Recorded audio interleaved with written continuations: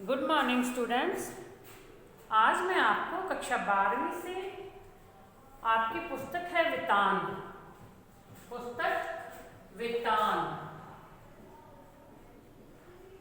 उसका पाठ नंबर 2 जिसका शीर्षक है जूझ और जिसके लेखक हैं डॉक्टर आनंद यादव। यानी उनका नाम तो जटाते हैं लेकिन उनके एक अध्यापक ने उन्हें जो है आनंद नाम दिया था।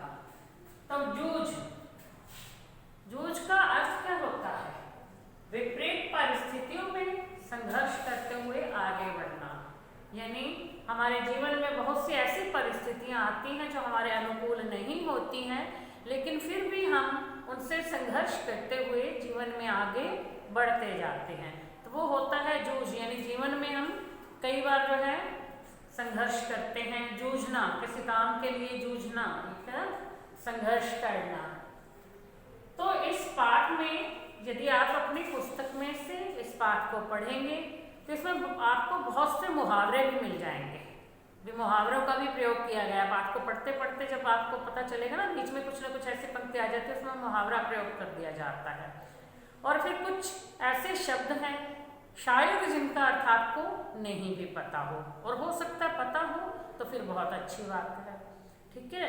तो जो इसमें मुहावरों का प्रयोग किया गया है वो मैं आपको अब समझा रही हूँ। कई मुहावरे आए हैं, यानी वो पंक्ति पढ़ोगे तो उसमें से पता चल जाता है। इसमें आया है काम में जोतना। अब जो है ना, खेतों में हल चलाते हैं, बैल को आगे लगा देते हैं तो हल से जोतते हैं, तो वो होता है ना, बैलों को हल के आगे करके खेत जोतते हैं। तो काम में जोतना मतलब काम में लगा देना। फिर आता है पसीना छूटना। पसीना छूटना मतलब घबराना। कई बार कुछ ऐसा काम होता है, अरे उसको देखते मेरे तो पसीने छूट गए, यानी बहुत ज्यादा घबरा गया। फिर हड्डी पसली एक करना। ये जब कई बार आपने सुना होगा, बच्चे भी ऐसा बोलते हैं, आपस में झगड़ पड़ते हैं तो क्या, तेरी हड्डी पसली एक कर दूंगा। तो हड्डी पसली एक करने का मतलब क्या है? बहुत पीटना, बुरी तरह से पीटना। गड्ढे में धकेलना। गड्ढे में धकेलना का मतलब नीचे गिराना भी होता है और उसके विकास में बाधक भी होता है।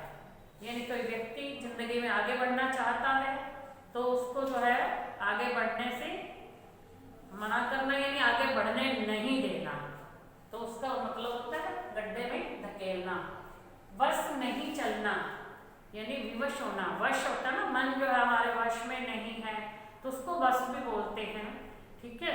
तो वश नहीं चलना यानी किसी काम पे कई बार ऐसा काम हो जाता है, हम कहते हैं ये तो मेरे वश का नहीं है, मेरे वश में नहीं है कि मैं ये काम करूं, यानी फिर विवश हो जाता है बंदा। लाचार जिसको बोलते हैं, विवश होना, लाचार होना, मजबूर होना, ये होता है। फिर आता है खिल्ली उड़ाना, है ना, फला बंदे ने उसकी खिल्ली उड़ाई, यानी उसका मजाक उड़ाया। कई बार कोई बात ऐसी हो जाती है तो मजाक करने लगते हैं, दूसरे लोग खिल्ली उड़ाते हैं। भूत सवार होना। हम कहते हैं ना कि एक काम करना है तो कोई उसके पीछे ही लग जाता है, हम कहते हैं इस पे तो इस काम का भूत सवार हो गया है।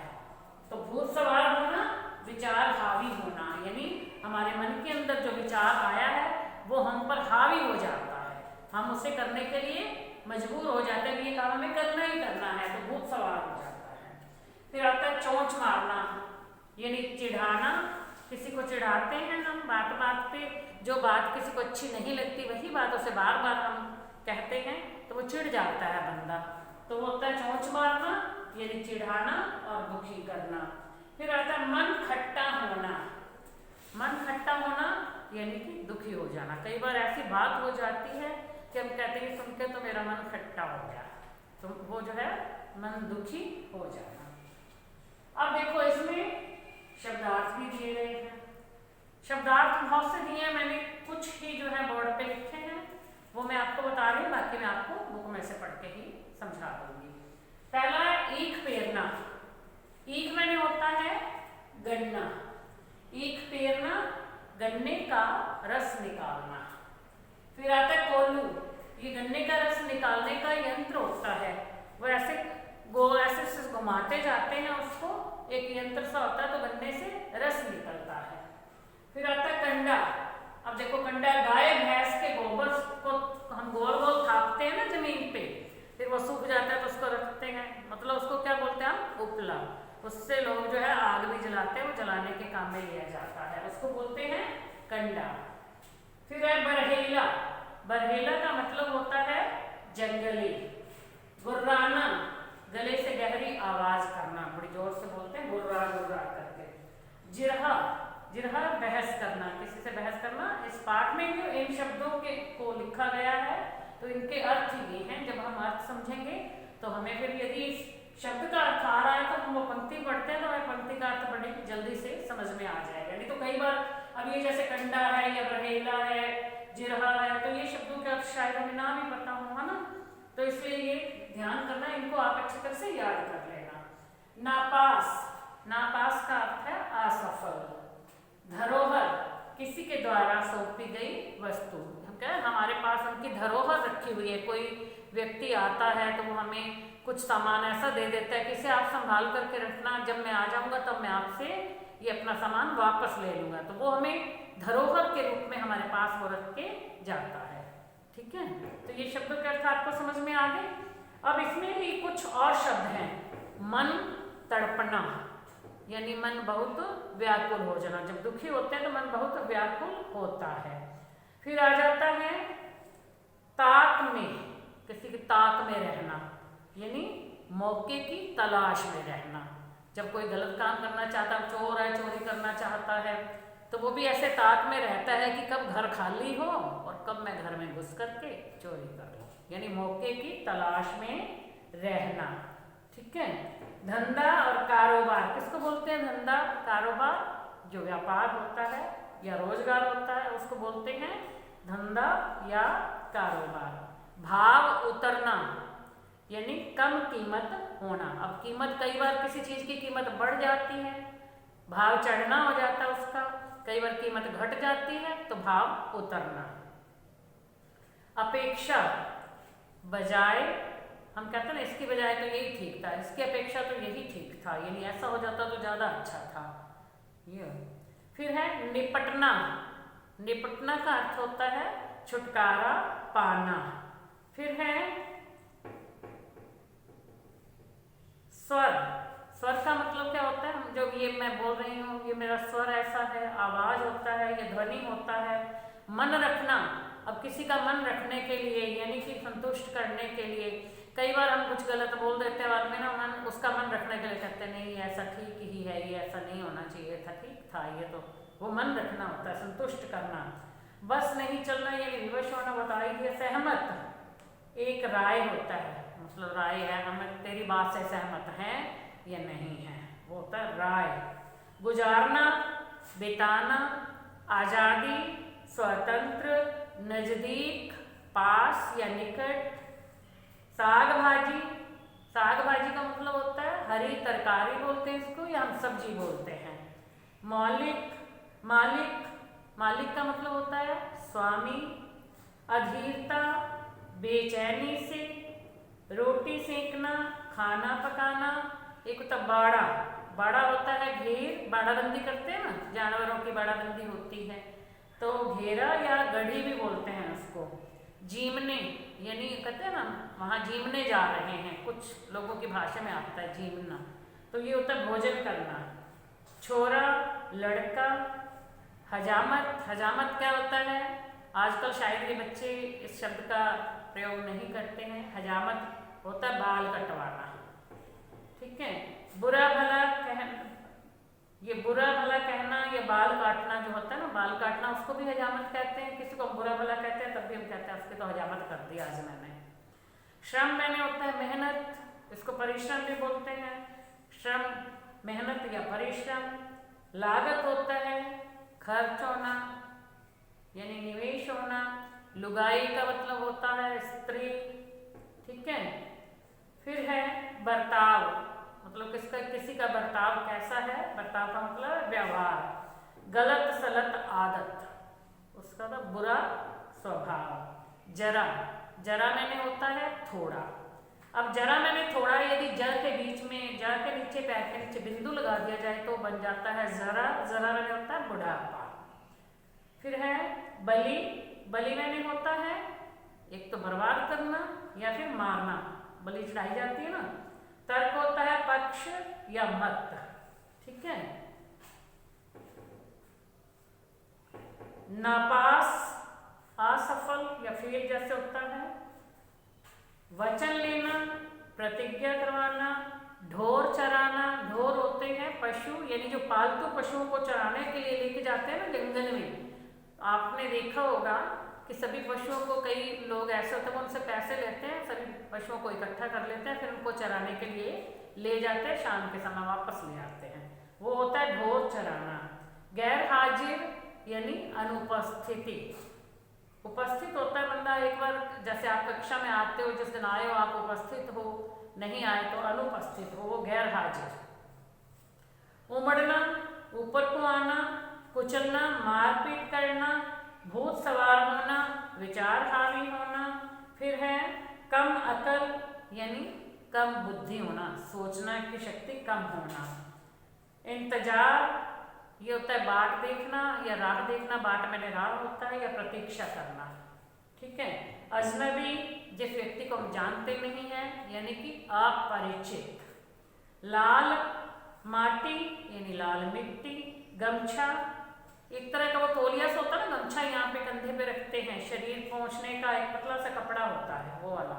रुआंसा, जब व्यक्ति रोने जैसा, उसकी शक्ल रोने जैसी बन जाती है, उसको बोलते हैं रुआंसा। मटमैला, मिट्टी के रंग जैसा यानी गंदा। बीच की छुट्टी यानी विश्राम की छुट्टी। धोती की कांच, धोती की लांग, वो बीच में से धोती को ऐसे ऊपर करके बांधते हैं ना, लांग वाली धोती वो। फिर निवाह, निर्वाह, कमजोर, शक्तिहीन। पराई, दूसरी। उमंग, उत्साह।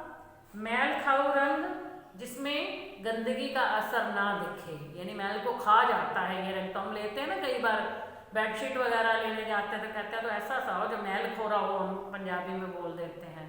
तो मैल खाऊ रंग, जिस पे गंदगी का कोई असर नहीं होता, यानी मैल दिखाई नहीं देता।